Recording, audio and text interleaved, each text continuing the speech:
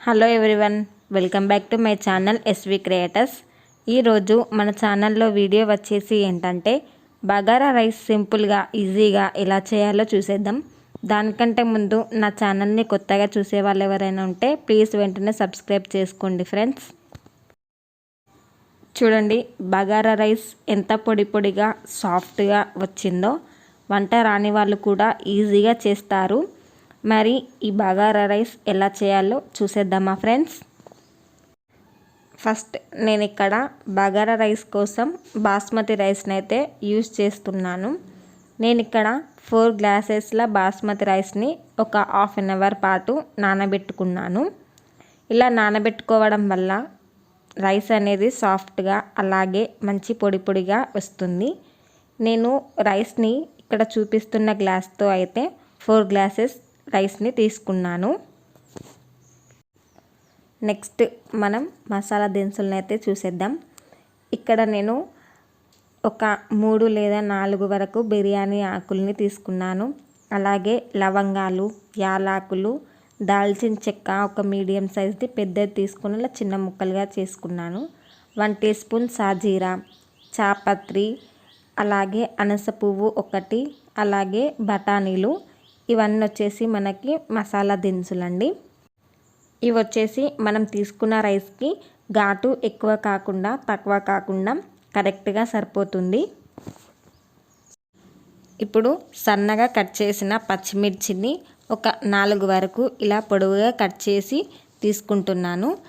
అలాగే ఒక పెద్ద సైజ్ ఉల్లిపాయను కూడా ఇలా కట్ చేసి తీసుకుంటున్నాను. అలాగే పుదీనా, కొత్తిమీరని కూడా ఇలా సన్నగా కట్ చేసి ఒక బౌల్లోకి అయితే తీసుకోండి. చూసారు కదా, ఇవన్నీ వచ్చేసి మనకి బగారా రైస్కి కావాల్సినవి. ఇప్పుడు లేట్ చేయకుండా మన ప్రాసెస్లోకి అయితే వెళ్ళిపోదాం. ఇక్కడ నేను ఒక మందపు గిన్నెని తీసుకుంటున్నాను, ఎందుకంటే అడుగు మాడకుండా ఉంటుంది. ఇప్పుడు ఇందులోకి ఒక 4 టేబుల్ స్పూన్ల ఆయిల్ని కూడా తీసుకుంటున్నాను. నేను ఇక్కడ మొత్తం ఆయిల్ని యూజ్ చేసి చేస్తున్నాను. మీరు కావాలంటే కొంచెం నెయ్యి ఇంకొంచెం ఆయిల్ని యూజ్ చేసి కూడా చేసుకోవచ్చు. ఇప్పుడు ఆయిల్ హీట్ అయిన తర్వాత ఇందులోకి మనం ముందుగా తీసుకున్న మసాలా దినుసుల్ని అన్నీ వేసుకోవాలి. ఇలా మసాలా దినుసులన్నీ లైట్గా వేగాక ఇందులోకి మనం కట్ చేసి పెట్టుకున్న పచ్చిమిర్చి అలాగే ఉల్లిపాయల్ని యాడ్ చేసుకోవాలి. ఇవి 1 నిమిషం పాటు మంచిగా వేగనివ్వాలి. చూడండి, ఇలా ఉల్లిపాయలు కలర్ చేంజ్ అయిన తర్వాత మనం ఇందులోకి 1 టీ స్పూన్ అల్లం వెల్లుల్లి పేస్ట్ని యాడ్ చేసుకోవాలి. అల్లం వెల్లుల్లి పేస్ట్ యాడ్ చేసిన తర్వాత పచ్చివాసన పోయేంత వరకు స్టవ్ని సిమ్లో పెట్టి కలుపుకోవాలి, ఎందుకంటే అడుగు మాడకుండా ఉంటుంది. ఇప్పుడు అల్లం కూడా మంచిగా వేగింది అని అనిపిస్తే ఇందులోకి మనం కట్ చేసి పెట్టుకున్న పుదీనా, కొత్తిమీరని కూడా యాడ్ చేసుకోవాలి. ఇలా యాడ్ చేసుకున్న తర్వాత ఇప్పుడు మొత్తం ఒకసారి కలుపుకోవాలి. స్టవ్ని సిమ్లో పెట్టి 1 నిమిషం పాటు కలుపుకోవాలి. ఇప్పుడు ఇందులోకి మనం వాటర్ని యాడ్ చేసుకోవాలి. నేను రైస్ ఈ గ్లాస్తోనే తీసుకున్నాను కాబట్టి వాటర్ని కూడా ఈ గ్లాస్తోనే తీసుకుంటున్నాను. 4 గ్లాసెస్ రైస్కి నేను ఇక్కడ 6 గ్లాసెస్ వాటర్ని తీసుకుంటున్నాను. 1 గ్లాస్ బాస్మతి రైస్కి 1.5 గ్లాస్ వాటర్ని అయితే యాడ్ చేయాలి. అది కూడా మనం రైస్ని ఏ గ్లాస్తో అయితే తీసుకుంటున్నామో ఆ గ్లాస్తోనే వాటర్ని యాడ్ చేసుకోవాలి.